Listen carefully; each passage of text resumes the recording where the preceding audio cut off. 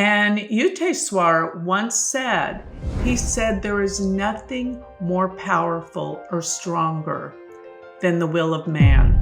It even outwits astrology. And another person who said the same thing was Edgar Cayce. Edgar Cayce said, astrology is true and real, but the will of man is more powerful.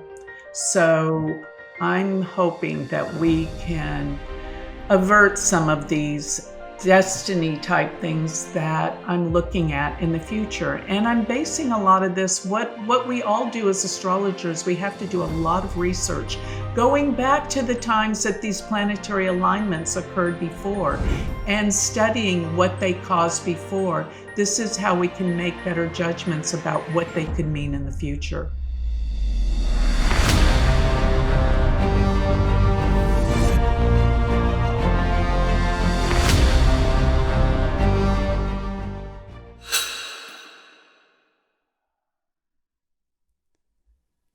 Joni Patry, welcome on Just Tap In. What are you most excited about right now in your life?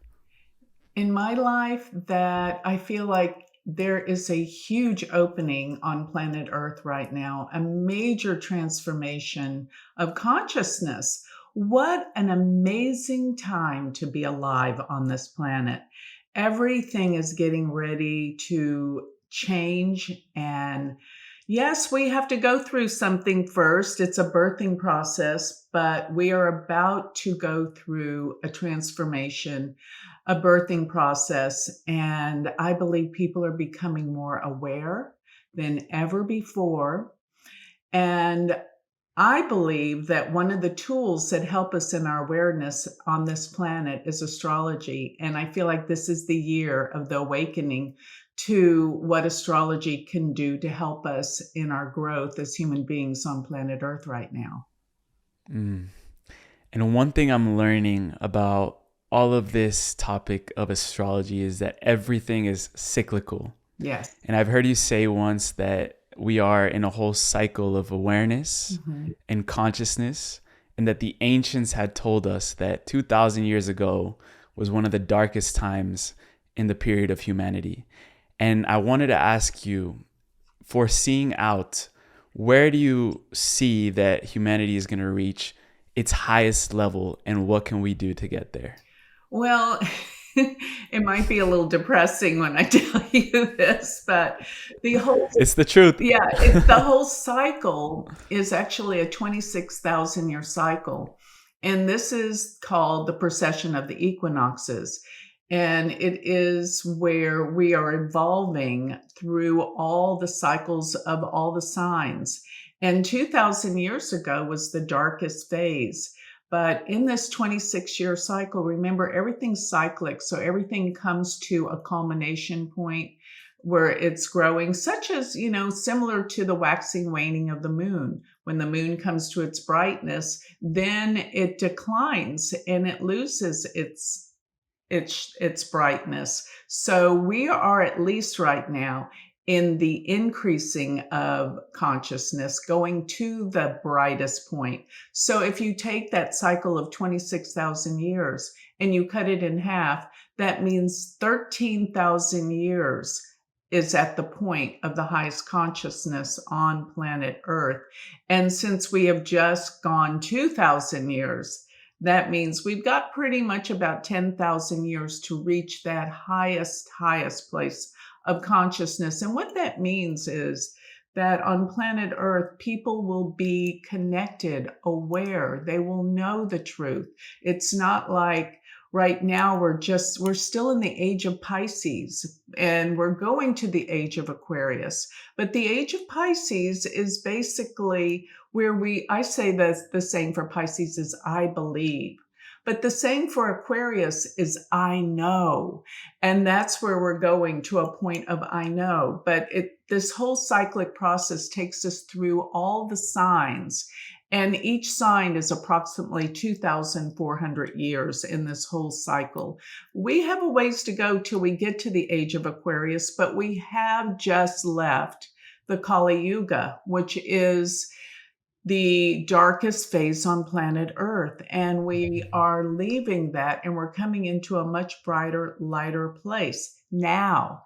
And that's where we're going to come to a point where it's not about beliefs anymore. It's about knowing. Beliefs is sort of like, I hope, I pray, and in the praying process that we're there. But when you come to the awareness as I know, then there's no doubt. Not I believe, I know. And that's where we're headed. And that's where everything's about to open up to right now. Because so many people are unsure. And when you're unsure, there's fear. And what we need to come to a point is that there's nothing to be fearful about. When you know the truth, there's no fear. Now, even though I said the highest place of consciousness on planet's going to take about another 10,000 years, we all have the opportunity right now to achieve that consciousness. It's just not as easy. And individually, people are all waking up, and we can come to that highest consciousness individually, but I think in the 10,000 years, it will be collectively where everyone is there. But individually, we all have that power. And in this awakening, it is so exciting because what you're going to feel is the power of unconditional love. And that's when you really open your heart. And that's what we have to be guided to do. Open our heart to love and gratitude. And when we're there, we feel the essence of who we really are. That's the core that we need to discover. That's what we're all here needing to do, to discover who we really are. And that is one with the divine. And when you realize that, there's nothing to fear. I remember when I first started waking up not too long ago. It was only freshman year of college. And I started reading all these books on spirituality, channel texts, things on personal development. And I had all these concepts laid out in a very intellectual fashion. I believe, right? I believe that astrology can affect me and who I am as an individual. I believe that reincarnation is a thing. I believe in past lives. I believe in all that. And then I got to a point where I really just called out to God and I said, I want to experience this. Like, I want to know that this is true. So I'd love to walk people through what is that transition from going from belief to knowing, from Pisces to Aquarius. What does that leap actually look like as a collective on the planet? Well, I think everyone is starting to feel a sense of what you just described. I believe, I want to know these things. I want to connect to this divine power. And I believe once I know, then you're there. And, there's been so much talk lately about the law of attraction and, all of these things that we are manifestors of our life and we can manifest anything we want. It's just we don't believe it or we don't know it. I find that when I came to a point of knowing, that's when the things manifested. And that's when really this is what the truth is all about. And that's what we're all discovering, our truth. And when we do realize who we are, that knowingness kicks in and you start to manifest. And you start to find peace and joy and happiness. Here's what I say. Here on planet Earth, and it's a concept that a lot of people, it's hard for them to imagine, but this is really a reality. And that is that we're here to love everything on planet Earth. When you see the beauty in everything, that's when you become awakened. But when you see the negative in things, that's when there's the darkness. That's when you don't open to all that is. But when you start to see the beauty, and let me just say this planet is so beautiful, and humankind and people are so beautiful. When we really look at the light and the beauty of what's real. So it's not shaded by darkness anymore. It's not with the negativity. When you come to that place of knowing everything is beautiful and you love everything, that's when you will be sort of like awakened to the divine. That is what higher consciousness is about. Does that make any sense? Yeah, one of my favorite channelers, Paul Selig. I'm a student of his work and of their work, and they talk about when we get to that point of seeing the inherent divine in every single thing in front of us, not just the people, but Right. in all of creation, All. humanity transcends and moves to what they call the upper room, which is a higher state of consciousness.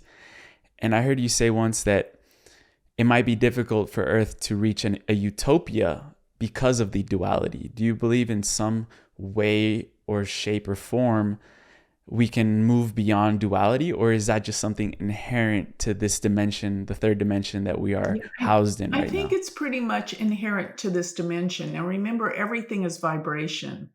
And when we vibrate to a higher frequency, I don't think we will be visible anymore on this dimension because this is, The light bodies. yes, because this is the duality of yin and yang, night and day, sun and moon. Everything has that duality and that opposite here. And there's other dimensions. This is just a dimension, but let me remind you, this is a dimension where we have the opportunity to grow the most through this awareness. And when we do have this awareness, that's when our frequency will vibrate higher and we will see the light. We won't be part of this duality of this planet. Does that make sense? Yeah, yeah. Another interesting thing that I'd love to get into is I heard you say that the Catholic Church has the biggest archive of astrology books in the world, and right now when we're seeing astrology, it's beginning to start coming up to the surface even more, and people like you are making it come up to the collective awareness again. But why do you think it was hidden away for so long, or why these institutions of power and control are keeping this information in a sense to not reach the mainstream level? Well, it's because what you just said, they want people to be dependent on them, and that's their power.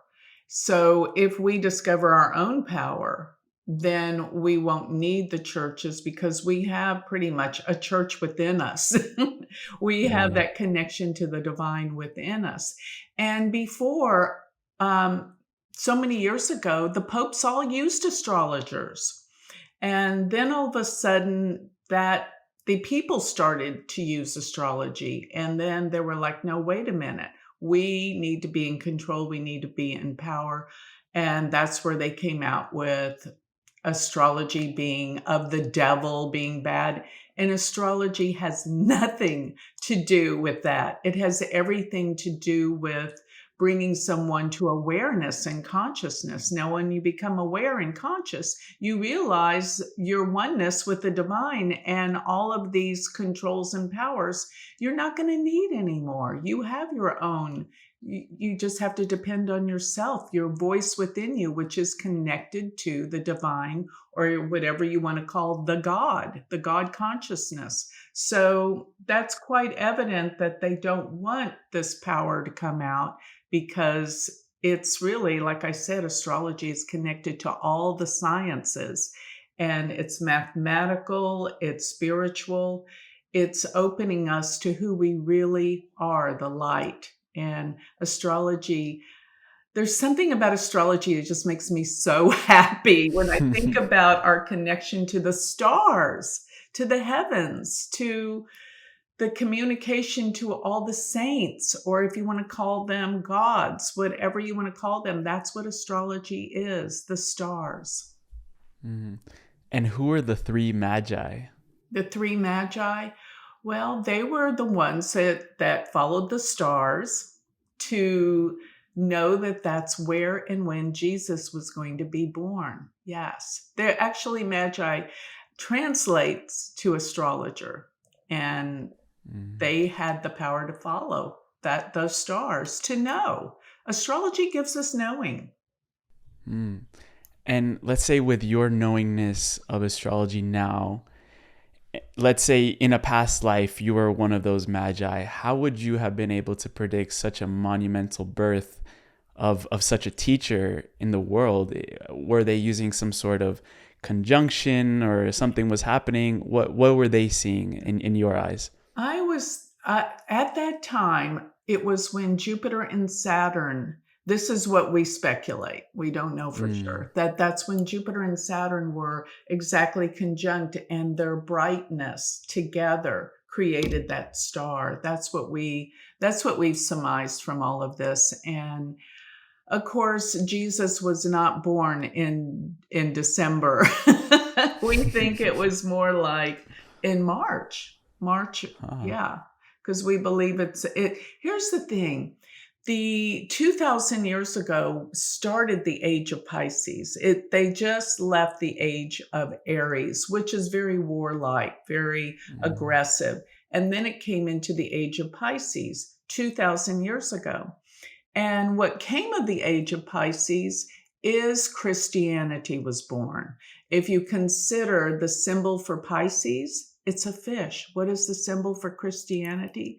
The fish. And all the churches were built throughout the world, temples, churches, whatever means to worship God came into being at the beginning of the Age of Pisces. Now we're towards the end of the Age of Pisces, and like I said, it's I believe, and all the religions started to come about in the Age of Pisces. But now we're moving more to the I know, and that's connecting us more to the knowingness within us instead of outside of us. Here's my interpretation of religion versus spirituality.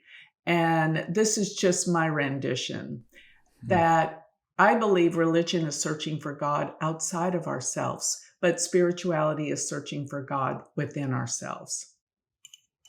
I love that so much. And when we begin to start looking at the outside world, I can look at something and say this was definitely man created. This cell phone, this iPhone was definitely man created. When we look at something with astrology, something about it just kind of resonates through my whole being, is like, that wasn't man created. That came from somewhere else. Do you have any insights on that? Yes, definitely. Astrology was given to us by the great seers, the great yogis of ancient times. The Vedic astrology, that's why I really wanted to study Vedic astrology. Like most everyone, I started with Western astrology. I didn't know there was such a thing as Vedic astrology. And when I discovered that Vedic astrology was the true placements of where the planets are relative to the stars and constellations, I thought I need to learn this because of precession, everything is constantly moving. And at this point in time, the Western placements are off by almost a full sign. Now, 2000 years ago, the Western and the Vedic, which is actually tropical and sidereal, lined up. But then throughout time, because the stars of precession are moving, now we have the placements that are different. They're off by almost a full sign. And did you know that maybe a lot of you don't know who Edgar Cayce was, but he was probably the sleeping prophet. Yes, thank you. You know. But he was one of the most prolific psychics of all time in the 20th century. And he would go into these trance medium sessions and start talking in a completely different voice. He started analyzing a lot of people health-wise, giving them, diagnosis and cures. And he was 99% accurate. But in one of his trance medium sessions, he said that Western astrology is off by almost a full sign. I thought, oh my God, I've got to learn this. Then going back to the ancient seers, Parashara, Jaimini, all these seers that all of the Vedic texts were written.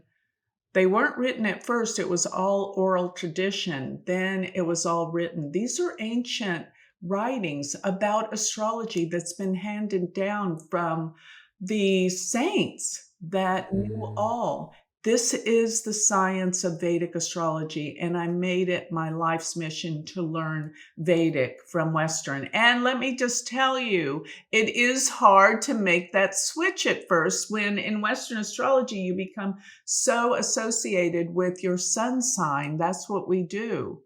But the Vedic takes you down into the deeper aspects of who you really are based on your soul, not just your personality. I believe Western astrology is quite accurate in describing your personality.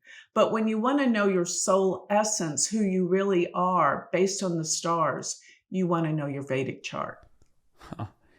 And before we dive super deep into Vedic, I'd love to stay on this topic because it's one of the first times I'm hearing the term seers. And I've heard the term, the sages, the wisdom keepers, the indigenous people that held the wisdom. But these seers from the East, how were they tapping into this information, knowledge? Were they operating at some sort of God consciousness and just downloading like a universal language? Yeah. Or how do you see that? That's exactly how I see it. They were self-realized. They were not, they were self-realized masters. And I don't know about you, but I don't know very many self-realized masters in this day and age, but they were that. And they came from a whole different consciousness, realization. And they gave us these beautiful teachings, and they're still here today. And I just really, really made it my quest to learn this, because the more I learn about Vedic astrology, the more I become more connected to my spiritual soul, my true self. It's been a transformation just connecting to the symbols, the signs, and learning this. It's really awakened me in a different way that I would have never awakened unless I studied Vedic astrology. I know we both share a love for aliens, extraterrestrials, and that also brings me to how they I just had the opportunity to be in Egypt inside the Great Pyramid and spend a night inside the Great Pyramid. And this is based on the work also of Robert Edward Grant, a friend of mine. And he started seeing, when he entered the King's Chamber, he started seeing images on the walls of the King's Chamber. And he started identifying that these were actual astrological, the zodiacs. Yeah. It was the full, and then he started seeing all of it in pure vivid imagery. And when I asked him about it and I said, did the Egyptians put that up there? He's like, no. I'm like, then who did? He said one word. He just said Arcturians. And that also brings me to, maybe even like extraterrestrials endowed us with their understanding of astrology. And that's just been lost over the ages because of science, or the new religion of science, or whatever reason. But I was wondering if you've looked into that at all. No, to be honest with you, I haven't, but you have really inspired me to start looking into that the Egyptians were, I believe the Egyptians were connected to the star people. They've been here forever. And I believe, of course, I haven't communicated with them directly, but I believe that there has to be many of them from different placements in our universe. And they're all here guiding us. There's a belief that there could be some that aren't as involved as others, but they're here guiding us. They know so much. And I think our world needs to open to the fact that they've been here, and they're not going to let us reveal themselves completely, because there's too much ignorance here. People would be fearful. People couldn't accept it. But slowly but surely, people are starting. This is part of the new awakening, by the way, that people are starting to open to the fact that this is a possibility. Of course, it is a probability. It's a knowingness, but this is the universe. We're all connected to this universe of so many dimensions and beings, and we're just starting to be aware of this, coming out of the darkness. and seeing the light as to who we really are and how we're all connected and connected through the stars. How beautiful is that? Yes, I don't proclaim to know. I haven't been to Egypt. I'd love to go. And I've been following Robert Edward Grant, and I think his awarenesses are amazing. And I want to learn more about all of this. My big knowing is astrology, working the astrology, but I want to expand more. So yes, I think I have a lot to learn from you. Oh, me too, from you. And when you were writing your chapter on ETs in this book that you wrote about Pluto, Oh, you got my book on Pluto? I heard the story. I didn't get the book, but I heard that a helicopter flew right over your house right as you were writing that chapter. And It's true. what did you think of that? It's true. So Emilio's talking about the time that I was writing this book on Pluto, and I was talking about the energies being transpersonal. And I started writing about the aliens and how our government has been connected with the aliens for so long. And that's where technology started to really take off, after the Roswell. And of course, the aliens are trying to protect us by trying to get us to stop using nuclear energy, because it not only destroys our planet, but it puts a wave of destruction out through the universe. And we're so ignorant. We're just blowing up things, killing one another. It's like crazy. And they're trying to put a stop to it. You know as well as I do how many of the testing stations have been suddenly stopped because the aliens can somehow come in and turn it all off, because we've got to learn not to use it. So to make a long story short, I'm writing about all of this, and all of a sudden a helicopter is over my house, the noise. And I'm like, I'm thinking, well, maybe, I don't live too far from an airport where the president comes a lot. And that's what happens when the president comes. So I thought, I kept writing. And I thought, this is so funny. The only time this has happened. And I mean, it wasn't in a distance. It was hovered right over my house. The entire time I was writing about the aliens. And until I finished that chapter, that helicopter remained. And when I finished that chapter, and it took a while, all of a sudden It was just chilling there. And I thought, is that their way of letting me know? And I do believe it is letting me know that this writing is for real. And what I'm writing about is the truth. Maybe I'm imagining something, but I don't think so. I really felt it. So thank you for bringing that up. And so much is being uncovered right now regarding this topic. And what are the stars saying? I heard you mention once about Neptune also has a big, impact on uncovering truths. Mm-hmm. So what is going on that we might see out into the future regarding what we call the disclosure of all these extraterrestrial beings around us? Yes. So Neptune has a very long orbit. In other words, it takes about 160 some odd years for it to go through all 12 signs of the zodiac. And where it is right now, sidereally in Vedic astrology, is in the sign of Pisces. And Pisces is the last sign of the zodiac and connects to space and what's beyond. So Neptune hasn't been in Pisces that long, and it stays in a sign for approximately 12 years. So it's just entered about a year ago. So in this process of 12 years, we will really get connected to what is beyond our planet. But another thing that I've been seeing, and I talk about a lot in a lot of my videos, is where Saturn sits right now. Saturn is in a nakshatra, and we haven't even gotten to the 27 nakshatras of Indian Vedic astrology, but there's 27 nakshatras, and they are the rich, deep meaning that comes with the stars. And the 27 nakshatras are smaller portions of the zodiac, such as a sign is 30 degrees of the zodiac. There's 12 signs making up the 360 degrees circle.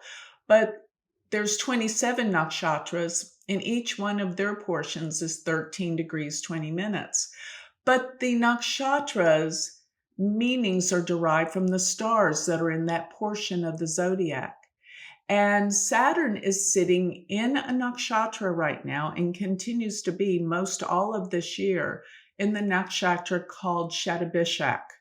And that nakshatra is called the Sky Watcher. And what it deals with is everything to do with the heavens, the sky, what's beyond. And it deals with everyone that has this nakshatra strong in their chart loves to study aliens and what's beyond, what's out there in space. So I'm predicting that this is bringing this closer in this year, where we're going to learn more and bring more truths in about the aliens. And another thing this nakshatra rules is the 100 healers. And it deals with healing energy. And another thing I'm predicting, aside from, and it may be related, maybe the aliens are helping us with this, but amazing discoveries in health and healing. And I think these discoveries are going to be, I know they're going to involve energy, vibration, and that is the future of our healing arts, not all the chemicals and the poisons or vaccinations and none of that. That's the science of old. What we're going to move into is a healing science, working with vibration and energy to restore health back to organs and the human body. That's where we're headed. And I see that from that nakshatra. Yeah. And you said that from April 2024 to the end of 2025, or in the summer of 2025, you said it's going to be one of the most catastrophic changes that we've ever seen. Yes. And it will look completely different. What are you foreseeing? What are you predicting as well? Other than the healing, the aviation, the skies, the ETs, which already, if that happens, it's going to be a pretty big change. But what else are we seeing in the world with this, with these changes? Well, I see that there's been so many things that have been hidden from us. And that deals with governments and rules and laws. And, we were just happy as can be not knowing what was going on, right? And now that things are starting to come out, and none of this could come out if we didn't have the internet, we didn't have ways to investigate, research, know things. But now we're starting to see kind of like all the darkness is being exposed. Let me just say this, the world leaders out there, they've never been of a higher consciousness, because the way of this world right now is, you got to be really aggressive and hardcore to get ahead and get elected. I mean, look at Putin, look at Xi Jinping. All of these leaders are not necessarily the loving, kind, giving consciousness that really I think leaders should be about. And at this level of awareness in the world right now, we're not going to get that right away. But I think what's happening right now is everything's starting to be exposed for what it really is. And that's another thing. Saturn right now being in the sign of Aquarius, in that nakshatra, Shatabhishak. So Shatabhishak, that nakshatra, sits wholly in the sign of Aquarius. And Saturn being there, it's like bringing things out in the open that we didn't know before. And it's hard to accept because, I think, well, it's always been that way. I mean, look at World War II. Look at, all the wars we've been in. This is what the world has been about: war, fighting, killing. I believe we cannot have a higher consciousness planet when we still kill one another. And that to me is inconceivable that another human being would do that. But that's the way of the war. That's the way of fighting right now. But it's all opening. People are becoming more aware. People don't need to go to war anymore. Unfortunately, it's because now we have robots that will do it. But the consciousness is changing. The darkness of the power hungry are starting to be exposed. And this is this is part of the birthing. So you asked me where we're headed in this year. I see 2024, something catastrophic, something big will happen in October. And of course, I don't even know if it's not because they want the elections to be detained in some way. It could be because it seems to be that everything seems to be politics today, much as we don't want it to be. We want to, when we go to any, concert or football game, we want it to be about the sports and the fun, but somehow it's become political in every way. And this is where the corruption's being exposed. So October, something big is going to happen. November, we may not even have the elections because of the energy I see. I see by mid-December, a big, giant split in the United States. And that's also coming from the borders of Texas. Why? Because we have an eclipse that happened last October that went right over the United States, starting in the United States, coming up from Texas. Then we have another eclipse happening in April where the eclipse goes again across and causes the focal point of the X of where it crosses in Texas, very close to the border. Now, I just assume that means something's coming out of the border in Texas. And by the way, I keep having dreams about San Antonio, and I don't know why yet. But there's something that's coming out of that. And it's pretty much been in the news, the borders. Something's about to happen. And that will be by mid-December. And I'm basing this all on, by the way, that people that know a little astrology, is that Mars is going to station to go retrograde mid-December. And it's in a very difficult place. It's going to be in the sign of Cancer.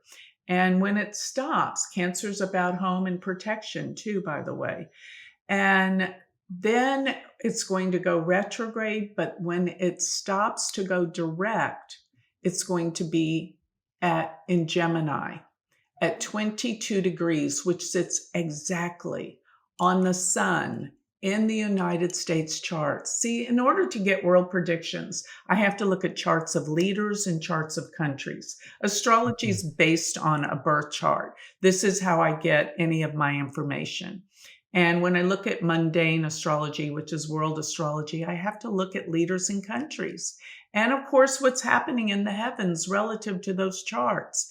So with Mars stationing exactly on the sun of the United States, the sun represents the president, the leader in any chart. So there is some major attack. This is in February of 2025.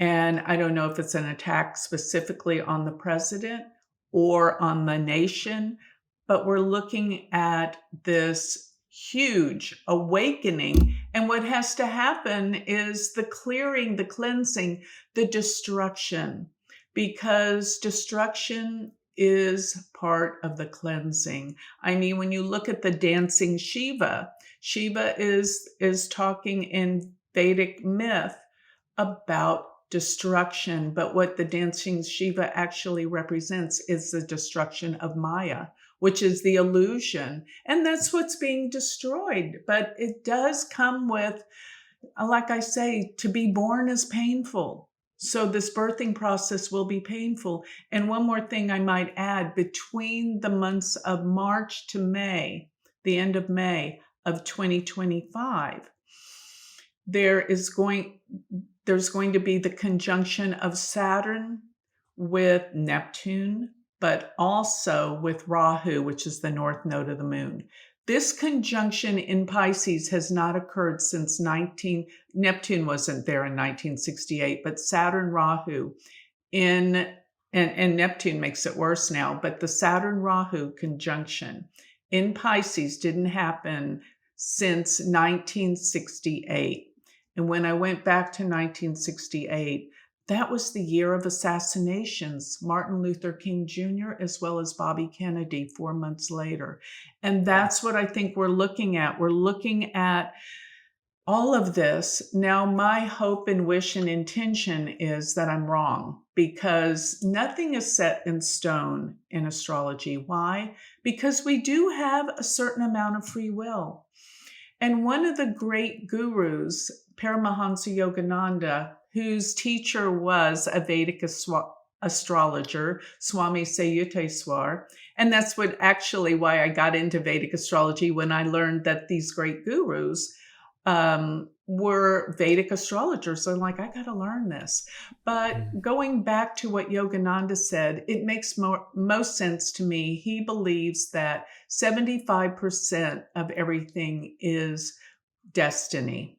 25% Wow. is free will. So we do have free will in so many ways. We just don't know which things are our free will, what is our destiny, what is set in motion.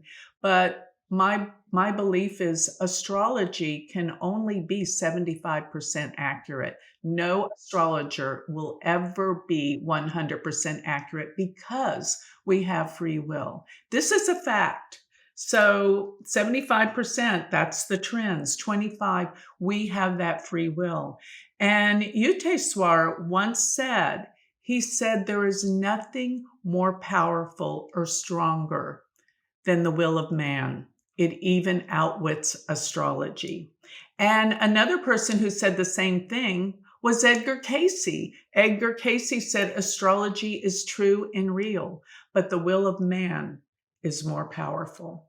So I'm hoping that we can avert some of these destiny type things that I'm looking at in the future. And I'm basing a lot of this, what we all do as astrologers, we have to do a lot of research, going back to the times that these planetary alignments occurred before and studying what they caused before. This is how we can make better judgments about what they could mean in the future.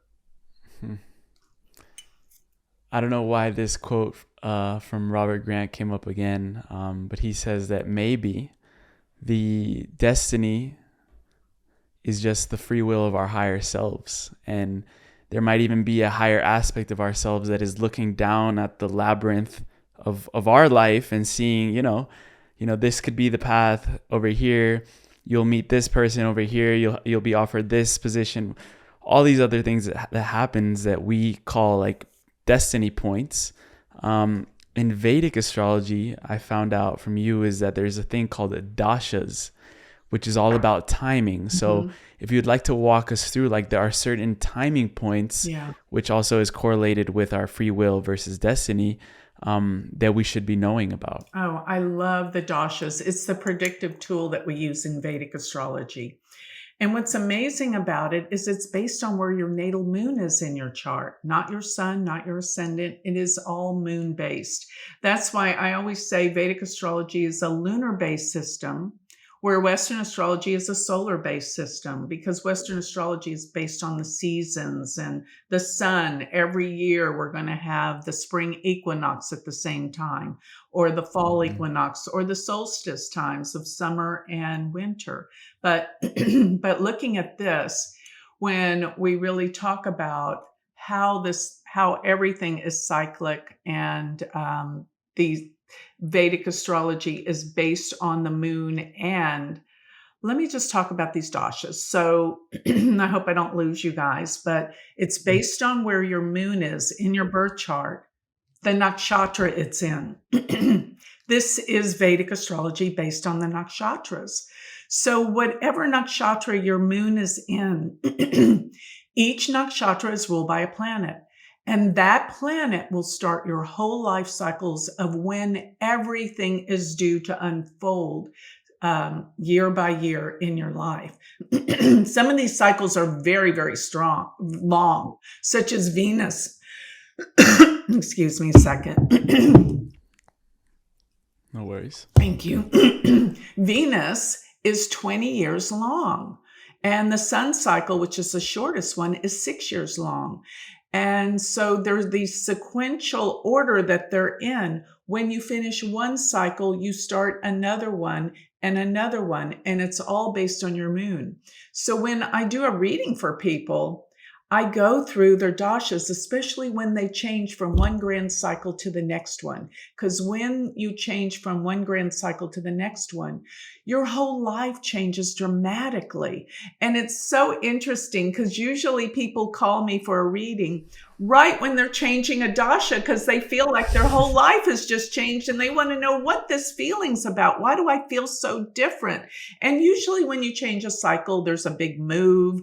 Everything in your life usually changes: career, move, relationships, just something about every issue of your life, because then you're looking through the lens of a different planet and how it's placed in your birth chart.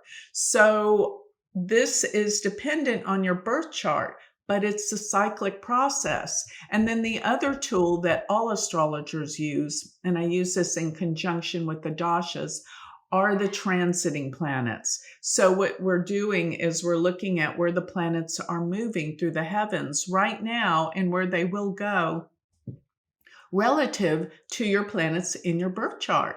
And when, like a planet, such as you told me that you have, what is it you have in Aries now? Your moon. My moon. Moon is in Aries. So depending on what degree your moon is, I know that Jupiter right now in the sky is in Aries. So you're getting Jupiter crossing over the moon, which is unbelievably awakening. Jupiter is positive, it's opportunities, it's wealth, it opens you to spirituality. And Jupiter actually in Vedic astrology is called guru. So it's the philosopher and the teachings and coming over your moon. This is like, it's exciting for you. This is the newness and a new awareness. So so we use the dashas, we use the transits. This is how we make our predictions from a birth chart. And I love the dashas just because you can really go back to every time somebody's changed a cycle and you go, this happened, and they're going, how did you know that? Well, it's in the stars. It's astrology. It absolutely works. I work with this all the time, every day, and I see it in motion.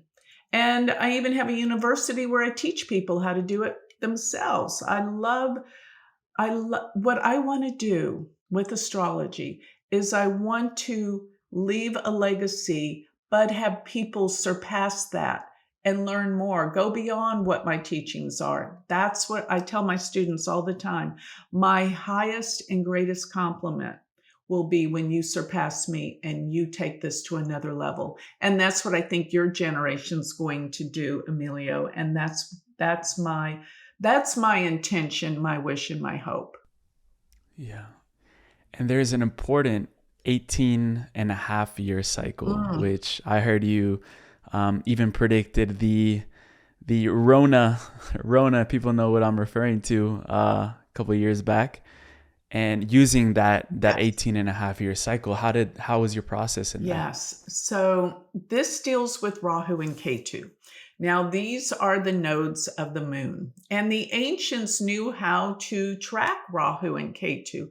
Rahu is the north node of the moon in Western astrology, and Ketu is the south node of the moon in Western astrology. And what these points are in space, they're not actually planets, but what they are the points where the moon actually intersects the path of the sun. And the path of the sun is what we determine is its path around us. And so when the moon hits that point in space going upward, that's Rahu. When the moon hits that point in space downward on the opposite side, because the nodal axis is exactly opposite, the moon will hit the ecliptic going downward, and that's called Ketu. So you see, they're actually points in space, but what they're really about is bringing together the sun and the moon. And this is what causes eclipses. That's why eclipses are so powerful for predicting in astrology, because it unites the Earth, the Sun, and the Moon. That's what eclipses involve, those three entities when they line up. But when they line up, Rahu and Ketu are conjunct the Sun, the Moon. Okay, so these are points of destiny. Rahu is said to be our future destiny. Ketu is our past. Rahu's what takes us into the world, and Ketu's what takes us out. They're diametrically opposite. But let me just say this about what you're saying. How did I predict using this 18 and a half year cycle? Because it takes 18 and a half years for Rahu and Ketu to go through all 12 signs of the zodiac. So they stay in a sign for 18 months, a year and a half. It's so interesting how 18 is so relative here, as well as when you're in Rahu's Mahadasha, the cycle, the Dasha, it's 18 years. So nobody's been able to figure out all of this 18-year reference. And let me just say, every 18 and a half years in our life changes exponentially. Consider this. What happens when you're 18? You go I away left to home. college. Your whole life changes, right? You leave home. It's a huge change. And therefore, the next 18 and a half years, 36, 37 years old, next 18 and a half years, 54, 55, 6 years old, and then and so on every 18 and a half years. But let me get back to how I predicted using that. I discovered that every time the nodes were in a particular sign, that they created this enormous events. I went back so many times. Like I say, as an astrologer, you have to go back historically and try to understand what happened before. So every 18 and a half years, when Rahu was in Gemini and Ketu was in Sagittarius, these always caused a catastrophic time and event. So I went back to September 11th, 2001. That time, you know what happened. Rahu was in Gemini and Ketu was in Sagittarius. So then I went back 18 and a half years prior to that, which we came to 1982-83. During that time, we had the AIDS virus that hit the world in a panic. Going back 18 and a half years prior to that was 1963, which was what? The assassination of Kennedy. Going back 18 and a half years from that was 1945, the bombing of Hiroshima. And in 2020, I saw them coming opposed again in Gemini and Sagittarius. And the time that it was exact to the point where it caused the catastrophic events was February of 2020. Now we know what happened then too. I predicted it way before. As a matter of fact, when I wrote my book on Rahu and Ketu in 2017, I said there's going to be a catastrophic event in 2020 around February because of this nodal axis. And I said it will change the world forever. So there you go. And where do you see is the purpose behind these catastrophic events? Obviously, for a lot of people, me included, that year 2020 was one of the most transformational years of my life, where we wouldn't be here talking in this conversation. I wouldn't have a microphone here if it wasn't for that year. And I know a lot of people, a lot of things had to break down, even perceptions and identities of themselves. So where do you see as the bigger purpose behind these huge catastrophic events that we see in astrology, and how they apply to human consciousness? Well, going back to what I said before, we have to go through a place of destruction in order to wake up. People won't just wake up by being told something. They have to have things taken away. They have to be awakened with something this extreme. This is what causes the wake ups. And like I said, the birthing process is very painful, but once it's complete, something good comes out of it. And here's my belief. There's always something good evolving out of difficult circumstances. It makes us grow. It makes us look at the world differently. When things are too easy all the time, we don't wake up. We need something to really kick us in the butt, right? Make us wake up, the fire within us to make us see the light. So humankind doesn't, as human beings, we don't wake up when things are easy. So we have to have catastrophic events sometimes to destroy the illusion and the Maya and see the reality and the truth of things. And it takes these kind of events to do so. Does that make sense? Yeah. Now, in astrology, from my understanding, every single planet represents something. For example, Venus representing love, relationships. Mm-hmm.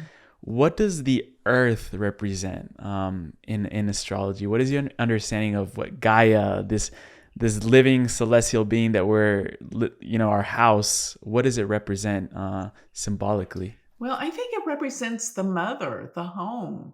This is our home, our earthly home. It's the mother, it's protection, it's loving, it's beautiful. It's like when you consider what earthy means, down to earth, real, what's reality, what's truth. And probably if you were on another planet, you'd have to take Earth in as one of the planets instead of the planets. Let's say if you were on Venus, Earth would be one of the planets that would represent something. And I think it would be sort of like the moon in a way, the mother, the nurturer, the protector. That's what I think Earth is all about, Gaia. And it's really hard to tell because I've never been where I have to interpret Earth like that, but it's our home and it's beautiful and it's loving. That's who we are. We are the Earth. All of us encompass it. It's who we are. Can you see that? Yeah. And it makes sense that it would be related to the moon because the moon is our Earth's moon, right? So it'd probably have to link up or align with those two. I was watching a documentary the other day, and it talked about there was this possibility of there might be a 13th zodiac called Ophiuchus, and the Egyptians knew about it, and it's been sort of told through history, but we've sort of lost that understanding. I don't know if you've investigated into that at all about the 13th zodiac. Yes. And that's, it's very interesting because there's the 27 nakshatras, but there used to be 28 nakshatras, just like you can say there's the 12 zodiac, but there's a possibility of the 13th one as well. Well, for the order and the structure of the zodiac and the charts, the ancient seers gave us the 12 signs, the 12 planets, the 12 houses, and this is what works, not the 13th.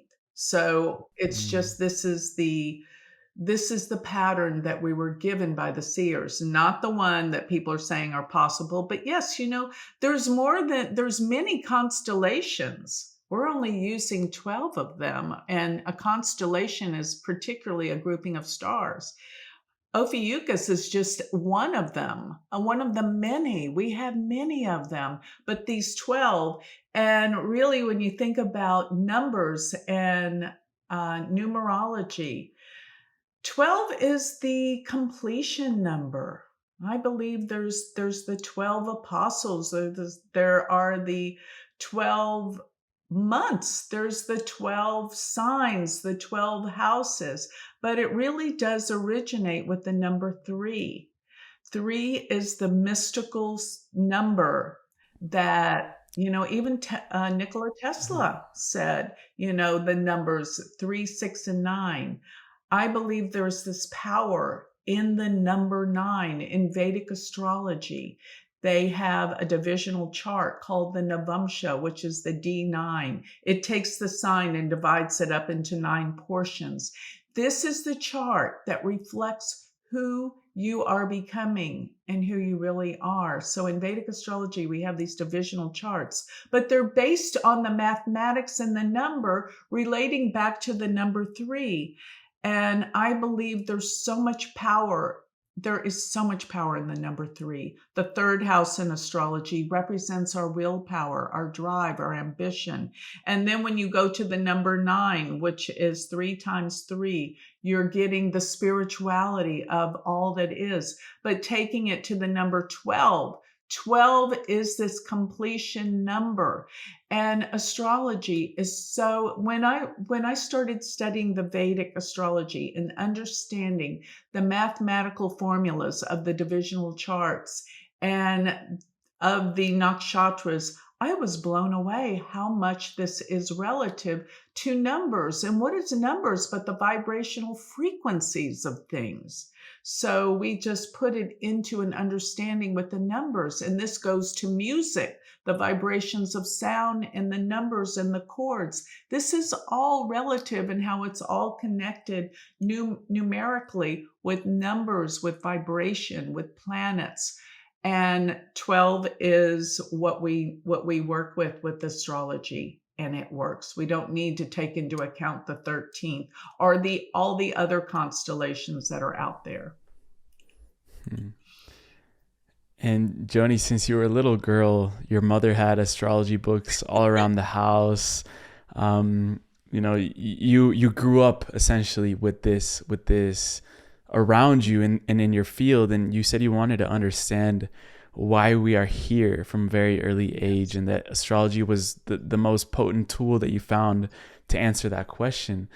I'm wondering now, 40 plus years later of studying this work, what have you found to be the answer of why are we here? I love that you asked that, because that is the most defining question should be for all of us. I remember when I was little and I would ask that question, and I mean, I really meant it. People would look at me like, why do you want to know that? And I was like, why would you not want to know that? That's the essence of everything. And so what I discovered through understanding astrology, let me tell you where I went with this, and it really did take understanding Vedic astrology to get there. It was that when I understood a chart, there is something called the moksha houses in the Vedic chart. And moksha means spiritual liberation from this world. And, when I would study meditation and all of the spiritual text, it said that you had to detach from this world. You had to somehow come to a place where you didn't connect, or you had to detach, not have feelings. And I thought, how can we not have feelings? That's not okay to me. So when I started studying Vedic astrology and looking at the moksha houses, the houses in the chart that are moksha, meaning spiritual liberation from this world, are houses 4, 8, and 12. And what I realized when I was writing this book, I don't mean to show, but I was reading this book yesterday because I told my students to get it. It's Astrology, the Divine Order of the Universe. And I talk about numbers, but I talk about the 4 aims of man, which deal with dharma, moksha, artha, and kama. And those are the desires. And what they're actually related to are the elements in astrology: fire, earth, air, and water. But what I want to say, this awareness went off when I understood what the moksha houses are, because the moksha houses, like I said, are the 4th, the 8th, and the 12th. Well, they're relative to the signs Cancer, Scorpio, and Pisces. They're the water signs. What is water but emotion and feeling? And what I understood, all of a sudden the light bulb went off, that until we connect to our emotions, we will not heal our body and evolve. Because what is the ultimate emotion that we all need to connect with through the feeling body is love. And that's what I felt like is what moksha is about. when we process our feeling body and we get to the core essence of what we're feeling and why, this is where the spiritual liberation happens. It's not through just, I can't feel, I need to detach. No, you have to go into the feeling and understand the feelings. Then you become enlightened. And then the ultimate feeling is love. That's how I really came to an understanding of why we're here through astrology. I hope that makes sense, but it was just a aha moment. And it actually processed when I was writing that book. That's when I made that realization. Yeah. When I speak to channelers, when whatever entity they're channeling, they're a little bit jealous and that we have these physical bodies that can feel the wide spectrum of emotions. And I think I also heard you say that these seers, these great seers, said that being here on this planet in physical bodies in an incarnation is the fastest acceleration of spiritual evolution. Mm-hmm. Exactly. That's powerful. Exactly. I love the way you relate immediately what I'm saying. You get it. Yes. You were asked once, because there's many different types of astrologers. There's some that are more intuitive, psychic. You said once that there's this power in seeing the symbols or the glyphs of astrology, and that can help open up your intuition. So I'd love to know from your experience how that's just studying these ancient symbols, from day to day. How has that opened up your consciousness?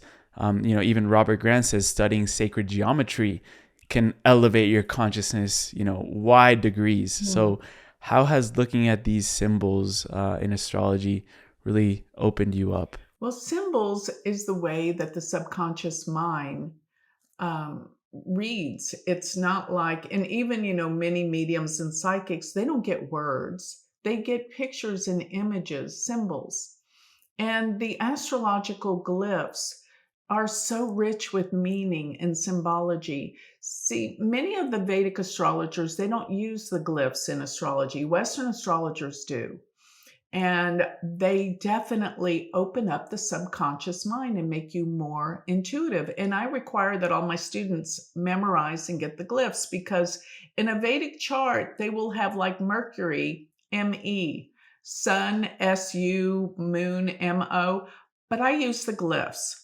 And it's like there's the cross of the planet, which brings it down to Earth, and the opening like of the symbol, or the circle, which the circle on top is unity and the universe and oneness that's attached to the symbol of the cross that brings it down to Earth.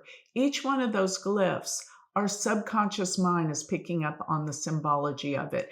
And I'll tell you something funny why I know this. My husband prints all my charts for me in the morning. He has no clue about astrology. He knows it works, but he doesn't want to learn it. He just, he wants to do what he's good at. But he prints all my charts. And since he's been printing my charts, looking at those glyphs, all of a sudden, he is so intuitive and knows things before they happen. So that's proof of how the symbols and the glyphs connect to our subconscious mind and open our intuition. Huh. And do the placements right now show us anything about how humanity is essentially changing as well in their own DNA, and we're opening up psychically more and more? Yes. Is there something that demonstrates that in the sky? Yes, let's say? it's where the outer planets are. The outer planets, which are the planets that are not visible to the naked eye, Uranus, Neptune, and Pluto, their cycles through particular signs bring in the evolution of human consciousness. And I always say they're transpersonal. They are. When they're connected to any of your personal planets, the ones that are visible to the naked eye, they influence them in an incredible way, such as if you have Neptune conjunct your moon, you'll be a psychic, you'll be a seer, you'll be a mystic. If you have Uranus conjunct your sun, you're going to be very unconventional, way out there, a visionary, an awakener. So each of these outer planets, but where they're evolving to in the signs, as well as their aspects to one another, because some of their aspects don't form for many, many years. Pluto, at its point of where it's furthest from the earth and the sun, can be in a sign for 30 years. And sidereally, it's in Capricorn right now, and it's going to be in Capricorn for almost 20 years. So these are the evolutions that create where we're going as a humanity. This is how it's seen, in other words, astrologically, where these outer planets are relative to where they are to one another, as well as relative to what signs they're in. For example, you'll have your planets, let's say, probably if you were born in the 90s, you're going to be close to having Uranus and Neptune conjunct in. I have my chart right here if you want to pull it up. I can pull it up. Right? But I do want you to know that your whole generation has the planets in the same sign, which gives you who you are. Let's see, all I see is where your planets are, and it doesn't You have, want me to scroll up? it doesn't have the outer planets there. But yes, your moon sits at 18 degrees. Wow. Of Aries. Jupiter is going to be on your moon in about a month. Next month, you're going to feel this incredible opening that you have never felt before. The optimism, the happiness, the joy. And I don't know if you're in a relationship or not, but that can bring one if you're not. But just got out of one, actually.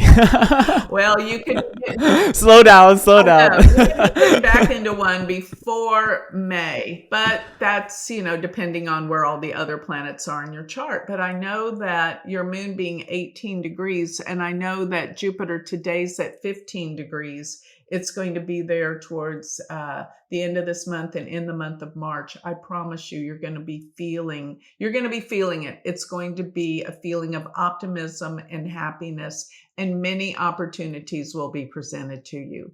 All right. Yeah. And what can we know about the Rahu and Ketu that, regarding you mentioned where we're headed and where we come from?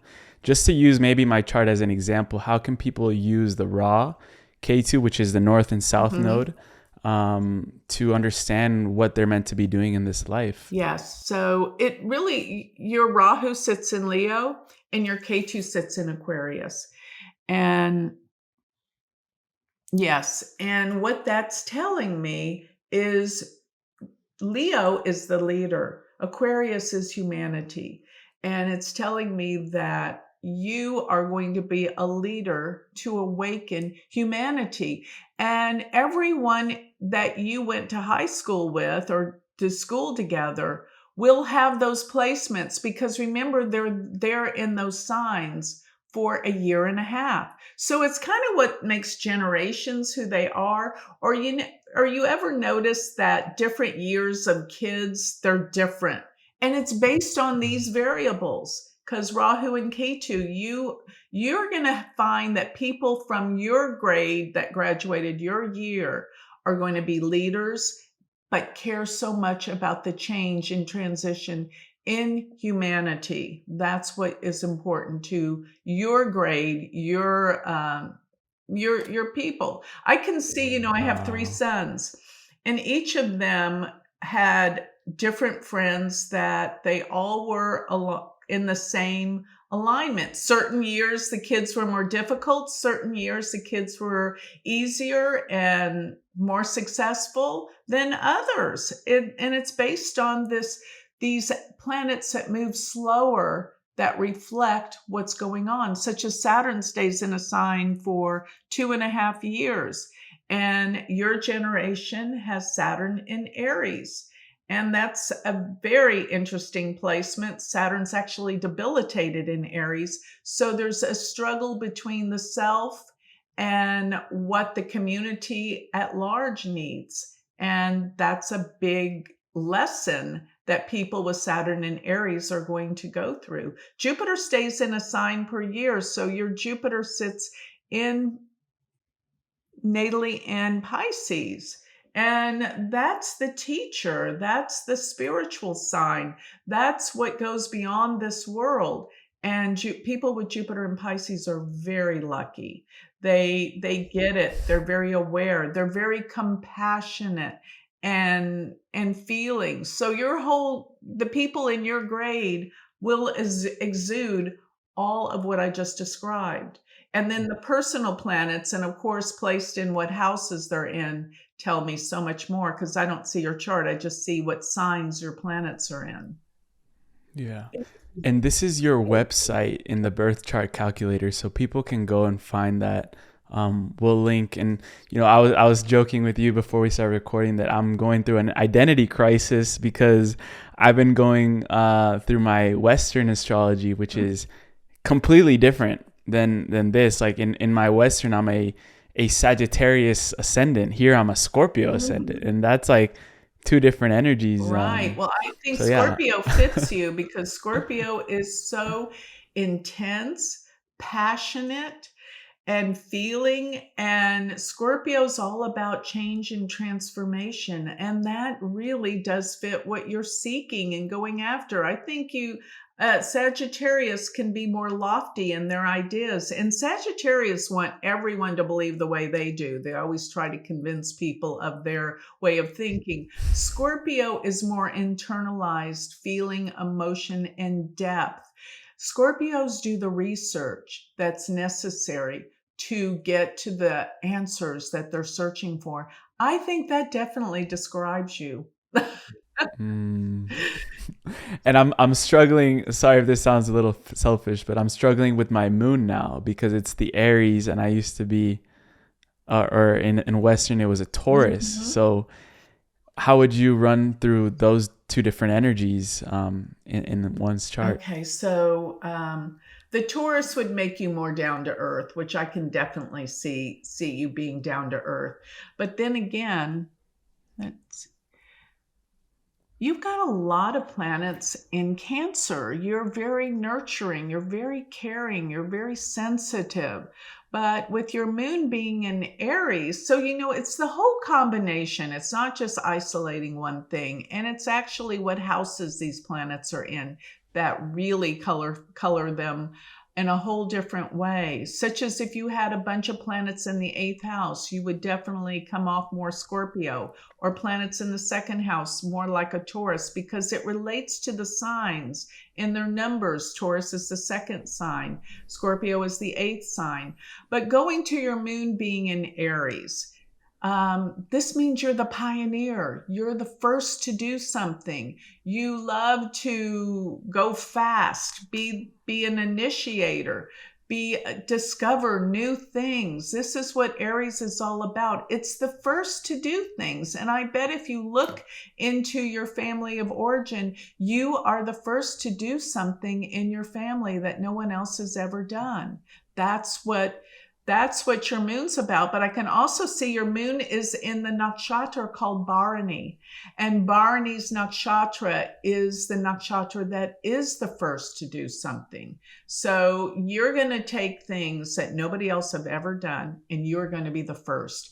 And you will also, your whole life is going to be about an entire birthing process to come out on the other side to do something new, because Bharani's whole symbology is the uterus and the birthing process. That's what it rules. And the god that rules Bharani is actually Yama. Yama is the god that he was the god in Vedic myth that came down to earth and became a man and went through the death process. That is a lot for a god that's immortal to want to go through. And the death process definitely symbolizes being a rebirth and a transformation.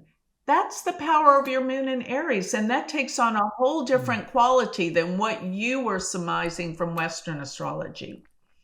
Wow. I'm going to stop sharing for a moment. That was powerful. Thank you, Joni. You're welcome. I'm curious to know what is one thing that you've learned the most about yourself through looking at your own chart, your houses, your signs, everything. What is one thing or a gift that you've uncovered in yourself through learning about astrology? Well, one thing I have to say, it's given me more confidence into myself, because, you know, when you feel like you're insecure and you're not this and you're not that, the chart confirmed that, yes, I'm a teacher. I love to teach. That's my whole gift. And I love to travel. I love to teach. I love to learn.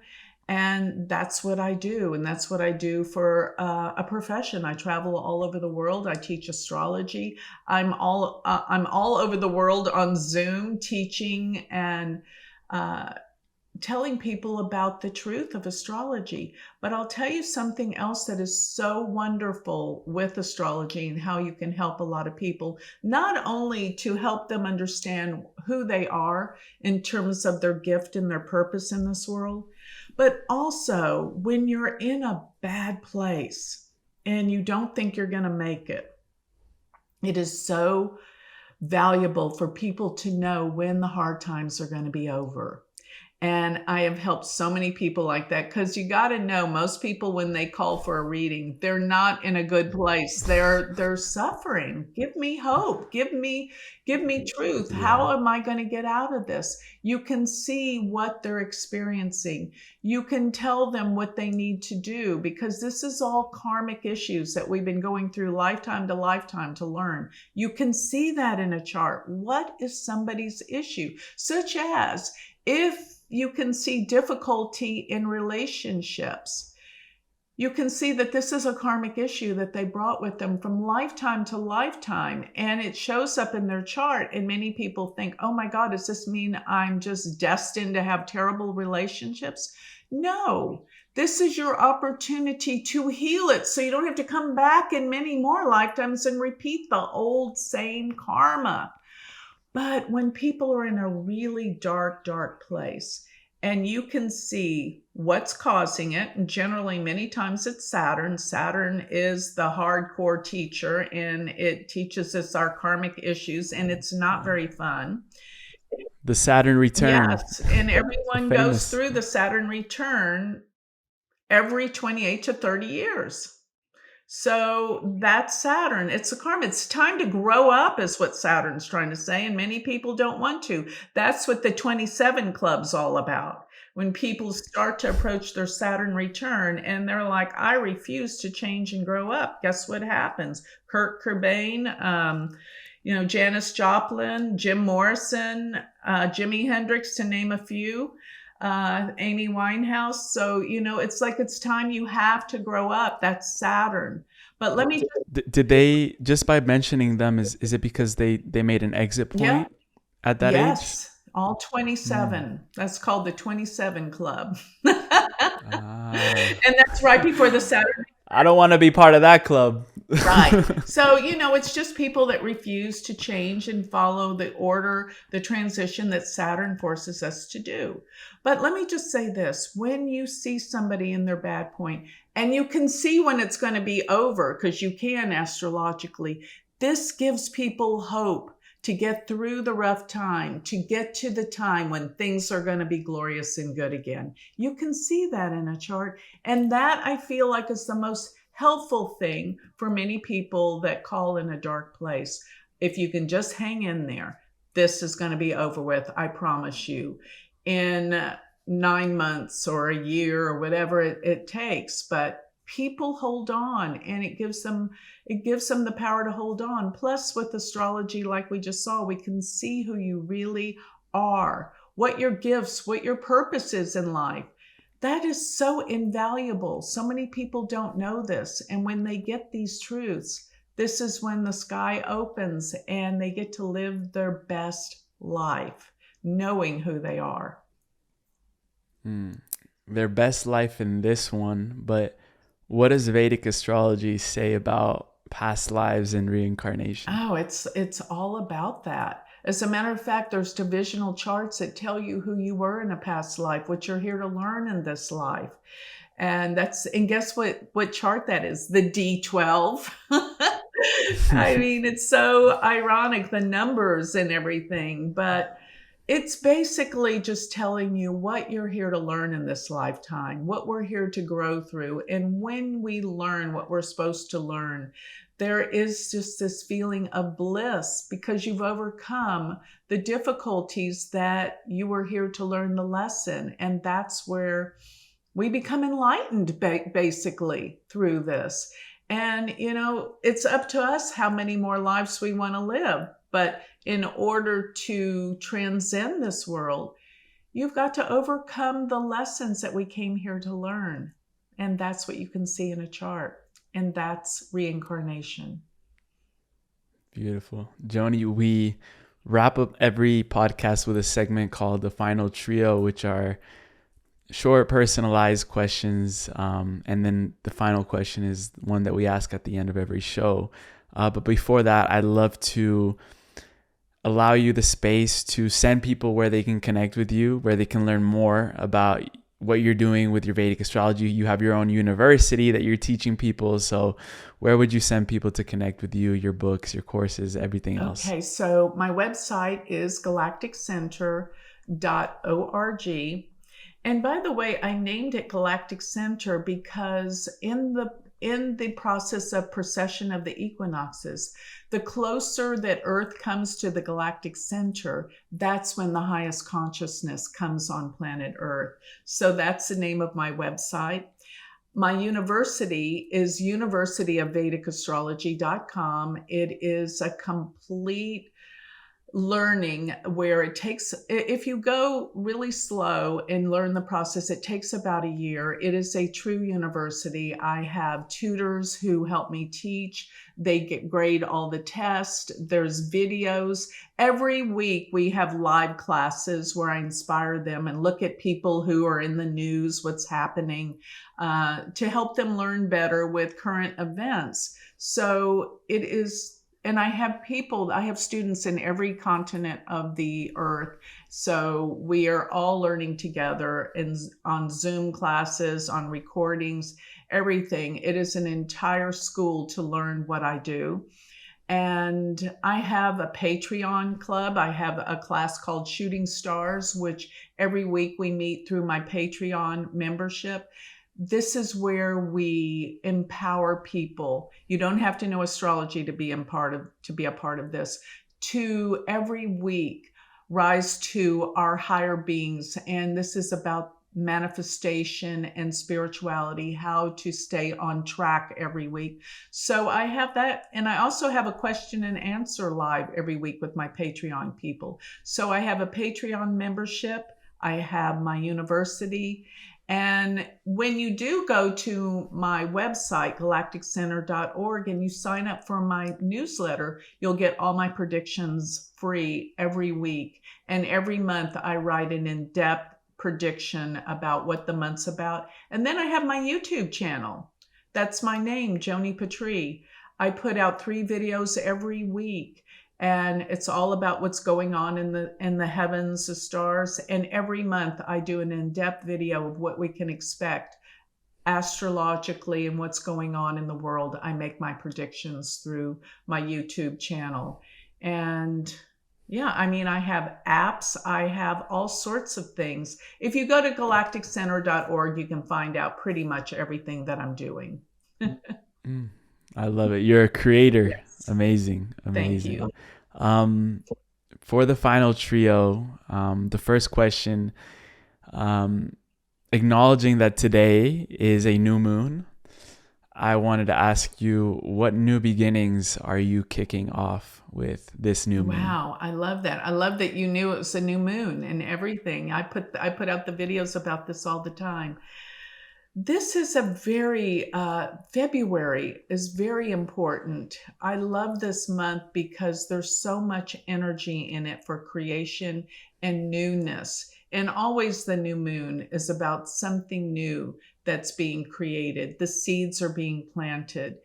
And with this new moon, it's in Capricorn, and this is sidereally, of course. Capricorn is about discipline and focus and opportunities to find our purpose. That's what really it's about. When you talk about your career, really you're talking about your purpose in life. So this new moon is set to find our purpose of what we're here to do in life.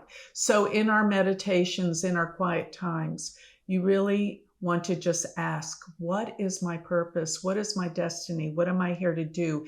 In this lifetime, we all have something very significant and important. And through asking, it will be revealed. But that's what this new moon's about. Thank you. The second question, just piggybacking off one of my teachers, Dr. Joe Dispenza, he says that a collective network of observers determines reality. And that's going off of what quantum physics is saying, that when you have a lot of people focusing on one outcome, that outcome will manifest. And since your work is based a lot on predictions, I would love to, whoever is listening, we have all our audience here with us. If you were to help us focus on one positive prediction for the world right now and help us just really tone into what that is to manifest it, what would that prediction be? My intention, my wish, my hope is that people learn to come together to find the likenesses, and that we all want the same thing. And what is that? We all want happiness. We all want happiness. We all want to be loved, and we all need to send out love.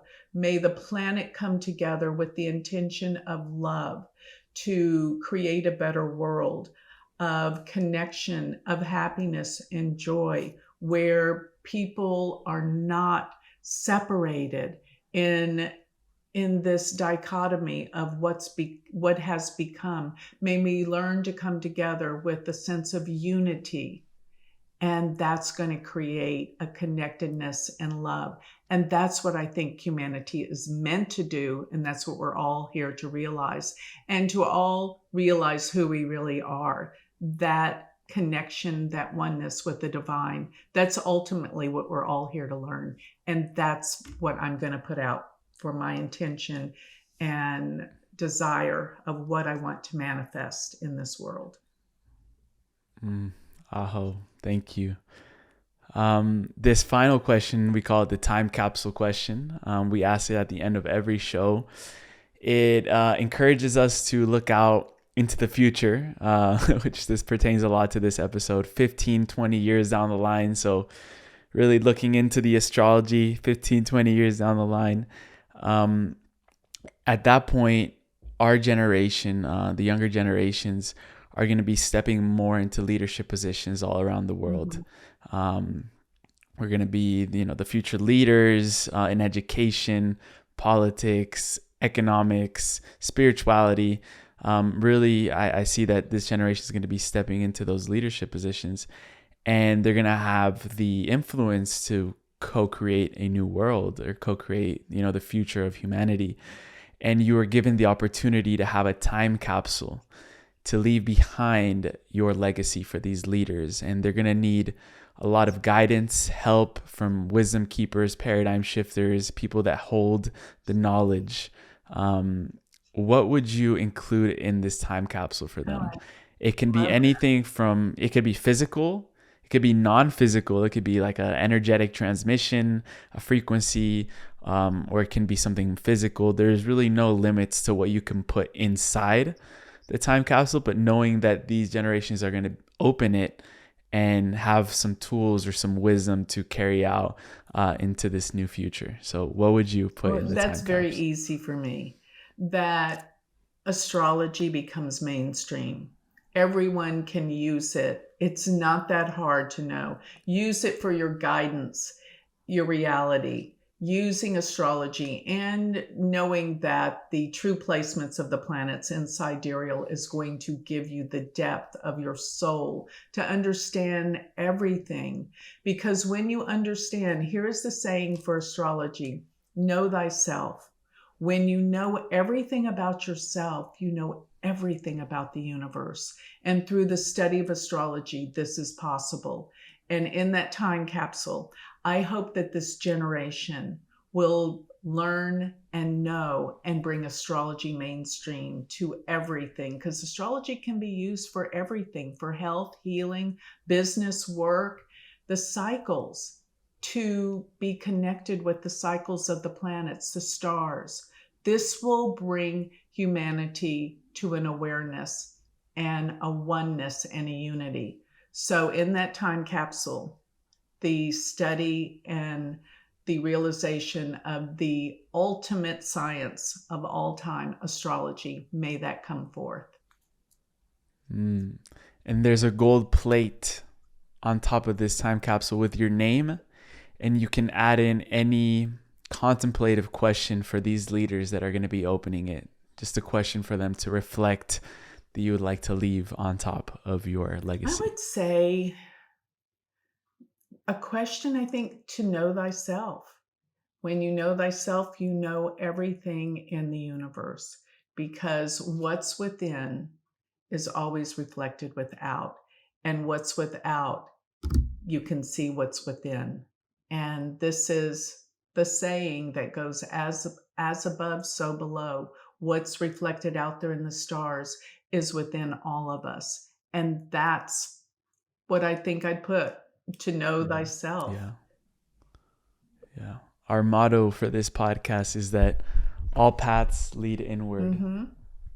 And that really goes It's along true. that esoteric teaching. What's within is really what's without. It's all oneness. And that's what astrology has really taught me. And let me just say one more thing that's kind of funny. When in the early 70s, I used to do yoga and all the hatha yoga positions, and people would say, "You are so weird. What is that? That is the strangest, weirdest thing that you do." Well, now on every corner, there's a yoga studio. So my vision is every corner be an astrology place for astrology everywhere, just like yoga, because it was thought to be impossible that such a thing could happen back then. And now look where we are. Things are changing. And Joni, thank you so much for your pioneering effort to uplift humanity, to bring astrology mainstream. I'm truly fascinated with the new perspective that you're bringing to the Western world from the ancient East. So thank you for putting in all the work that you've done to study, to go deep into all of these, like the degrees, the nitty gritty aspects and details. So I know it's taken a lot of work, and I just want to honor you for that. And thank you so much for your abundance of time and wisdom, and I'd love to do this again. Thank you. It's been an honor, a gift, and such a pleasure to meet you. Thank you.